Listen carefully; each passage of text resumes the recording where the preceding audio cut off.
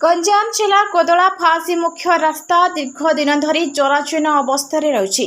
प्रतिदिन उक्त रास्ता दे शह शह संख्यार जानवाहन चलाचल करुवा बेले एबे उक्त रास्ता लोकों मरणाजंता पलटि। कोदला दंडेश्वर मंदिर ठारू फासी पर्यंत पूरा रास्ता विराटकाय ग्रात सृष्टि हेबा सह पानी जमी रही। ग्राम्य उन्नयन विभाग अधीन उक्त अणउसारिया रास्ता अनेक छोट बड़ दुर्घटना घटुवा परिलक्षित होउछि। बारंबार अंचलवासी दाबी कले विभाग अधिकारी कर्णपात करुनाहांती।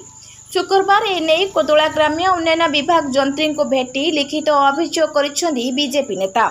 7 दिन मध्य पदक्षेप नियाजिबाकू दाबी कराइछि। आउ जदि पदक्षेप निया न जाए राजरास्ता को ओल्हेबे बोली चेतावनी देइछंती बीजेपी नेता।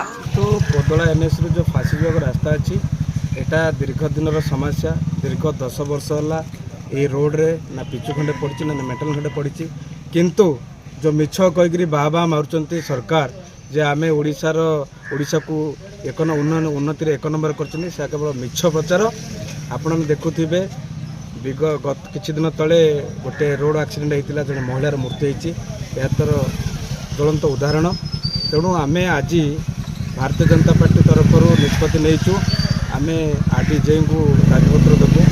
जदि 7 दिन भितर दाबी पूरण न होची ताले भारतीय जनता पार्टी राजरास्ता ओल्हेब। लोकंर स्वार्थपाई जेते दिन पर्यंत आवश्यक पड़ो भारतीय जनता पार्टी राजरास्ता बसी आंदोलन करेंगे। केंद्र सरकार योजना कॉपी करिकी राज्य सरकार हरि लुट करुचंदी। से पैसा लुट कला पर भी आमर एठी राज्य सरकार ठीक से तुले पारु नाहांती। आउ देखंत आज जो टाइप रो रोड रो अवस्था एक्सीडेंट प्रबल होउची ए जगह रे। आउ लोक माने बहुत हैरान हरकत होउचंदी।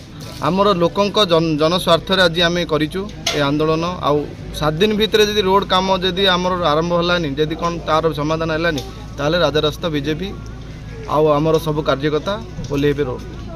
वरिष्ठ बीजेपी नेत्री अनिता शुभदर्शनी, प्रताप नायक, कोदला अध्यक्ष सूर्यनारायण नायक, उपाध्यक्ष रंजिता सेठी, काउंसिलर सुजांशु बेहेरा समेत शताधिक बीजेपी नेता और कर्मी एने ग्राम्य उन्नयन विभाग कार्यालय सम्मुखें प्रतिवाद करने सह तुरंत रास्ता मरामती करने को दाबी करिसेंती। देखो आपण माने भी आम संगे थिले जो कोदड़ारू फासी पर्यंत जो ग्राम्य उन्नयन जो रास्ता एटा रास्ता तो कहले भूल हम। एटा मरण जनता पलटि एठिकार लोकों बारंबार एठी लोक दुर्घटनाग्रस्त होउचंती। लोकों जीवन हानि मत घटुची। बारंबार दाबी सत्वे प्रशासन एठी नीरव द्रष्टा। यही 2-4 मास तले एठी हेइतिला हमर रिपेयर काम। 2 मास मध्य एडे एडे खाल पानी लोकंकर एठी यातायात रे भीषण असुविधा होउची। लोक माने असुविधार सम्मुखीन होउचंती। तेणु निश्चित भाव में भारतीय जनता पार्टी आज चेतौची जदि आगामी 7-8 दिन भितर यार रास्तार मरामती कार्य ठीक भाव में न करा जाए ताले आंदोलन आहरी तीव्रतर हम एवं लोकंकर अधिकार पाई आम निश्चिंत भाव में राजरास्ता को ओह्लैबू। आउ ए निर्वाचन मंडल लोक ए मरण जनतारू दुर्नीतियुक्त सरकार मुक्ति दबू बोली। गंजाम कोदलारू कृष्णचंद्र पलेंक रिपोर्ट, भाइराल न्यूज।